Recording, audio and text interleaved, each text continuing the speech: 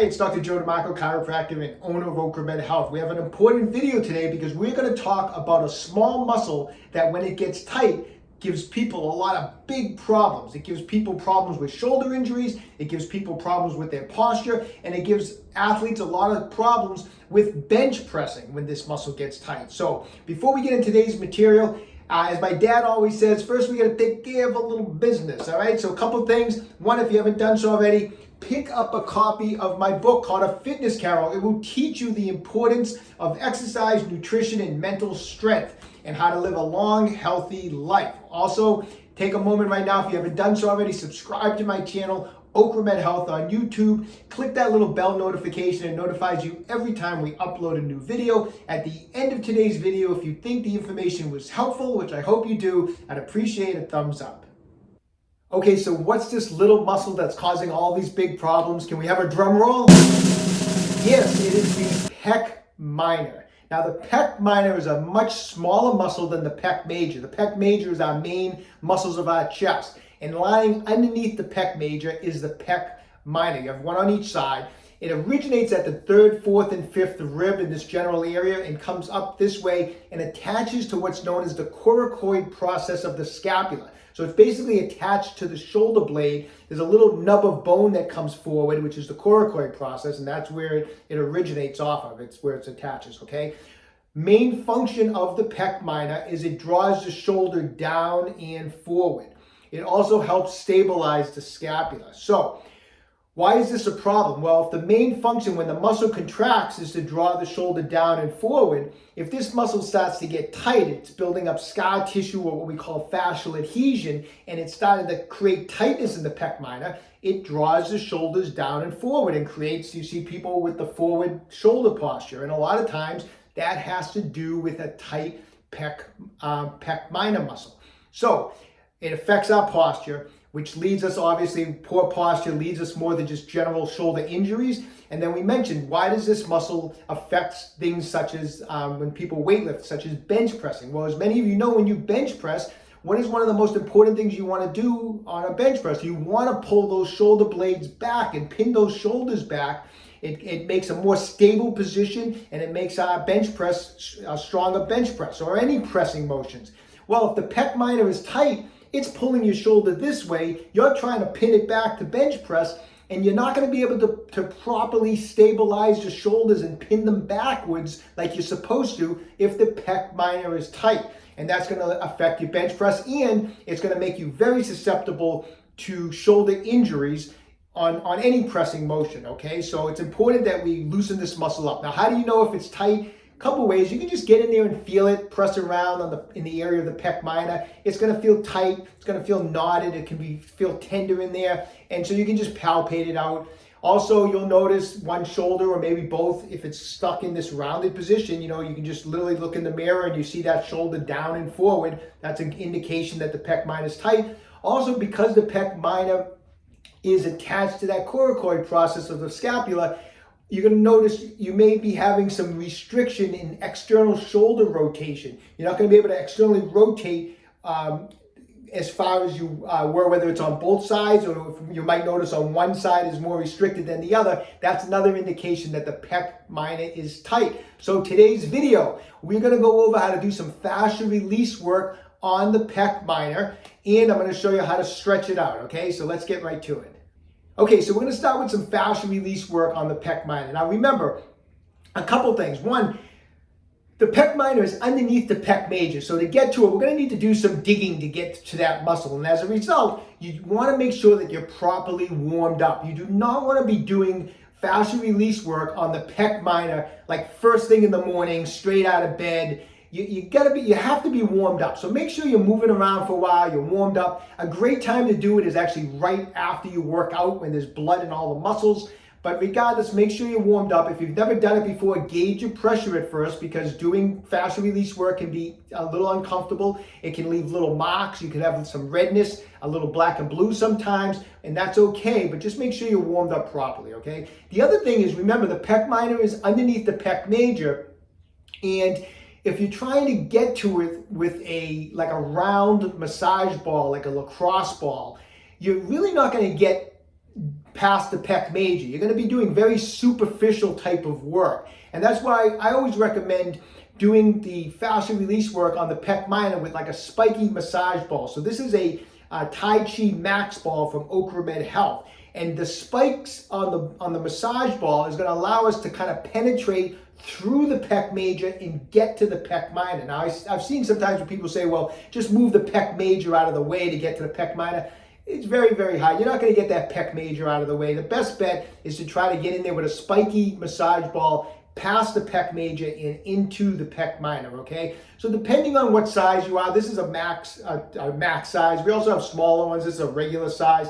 So whatever size, sometimes I use, if I'm doing pec minor, sometimes I use both sizes because I can get a little deeper with the smaller one. But anyways, for demonstration purposes, I'm just going to show you with the large ball today how we're going to work on it, okay? So take the ball, get in that general area of the pec minor, and just do some general digging in there. Go up and down, side to side, make circles, just dig around with as much pressure as that you can handle that feels comfortable, and really work that pec minor. Now, as you're digging in there, you might find a knot, you might find like a tender knot, and if you do, spend a little extra time just digging at that one little knot and just spend a little time doing that. If you have a massage gun, that's a good spot too. If you find a knot in there, take the massage gun and nice and easy, just push it in there and hold some pressure on that pec minor area on the knot. Good way, good tool to use also, a massage gun, okay? So spend a couple minutes digging around in there. Then we're going to do what's called a pin and stretch technique. And a pin and stretch technique means that we're going to trap some of the tissue and then we're going to stretch it. And when you trap and stretch, it helps pull apart any fascial adhesion or scar tissue that's in there. And the way we're going to pin and stretch the pec minor is, remember that the pec minor pulls the shoulder down and forward. So what we're going to do is we're going to trap the tissue first by pushing the ball in and pulling it down. Now, we don't want to pull it straight down. We want to pull it down kind of at an angle because the fibers are running this way. So I'm going to push in and pull down.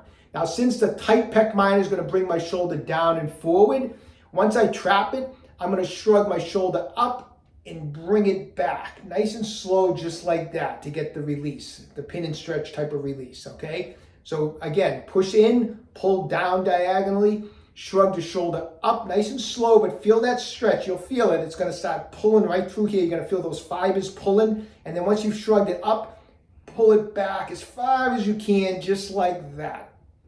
Okay? We're going to do that 8 to 10 times where you pin and stretch the pec minor, all right? It feels really, really good. If your pec minor is tight, as soon as you're done with that, you're immediately going to feel like a ton has been lifted off your shoulders. It's going to feel so much looser.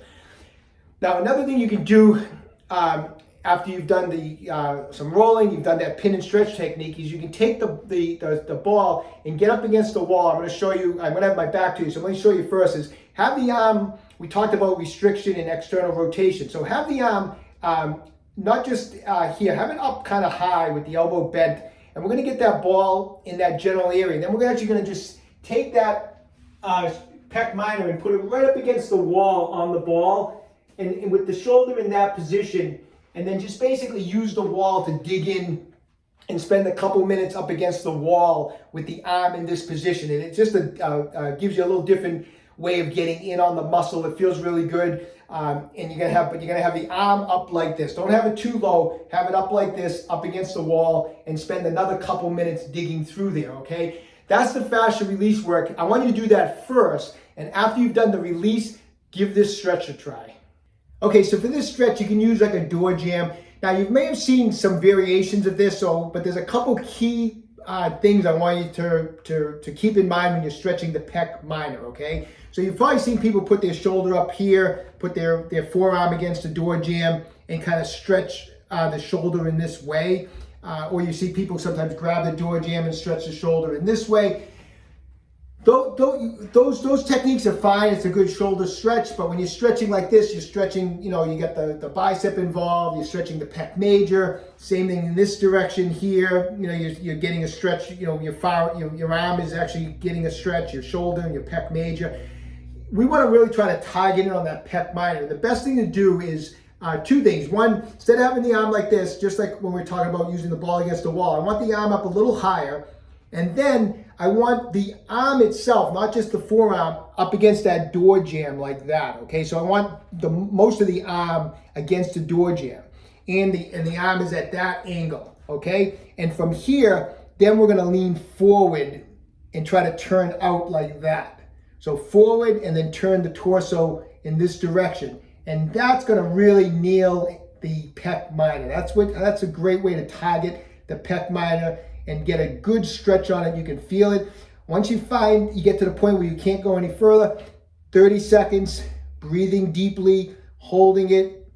Then I want you to just, after 30 seconds, relax, take a minute, and then I want you to repeat it 2 more times. But make sure you do that stretch after the fascia release work. You're gonna notice a huge release in that pec minor.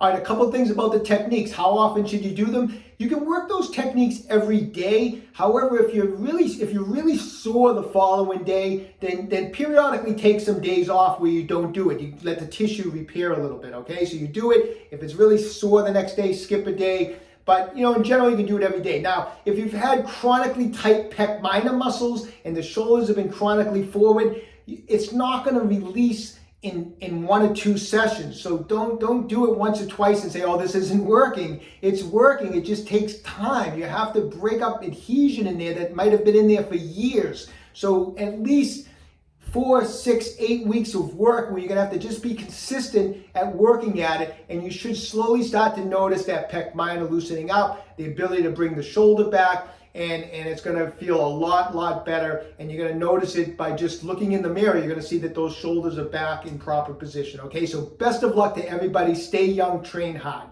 If you haven't done so already, visit my website, www.OcraMedHealth.com. We have a full line of fascia release products. We have Tai Chi balls in all different sizes. Everything is in stock, so when you have a chance, check it out. If you haven't done so already, subscribe to my channel, OcraMed Health on YouTube. Questions about exercise or injuries, just leave me a comment in the comment section down below. I do the best I can to get back to everybody who writes in. And don't forget, OcraMed Health is here to keep you fit forever.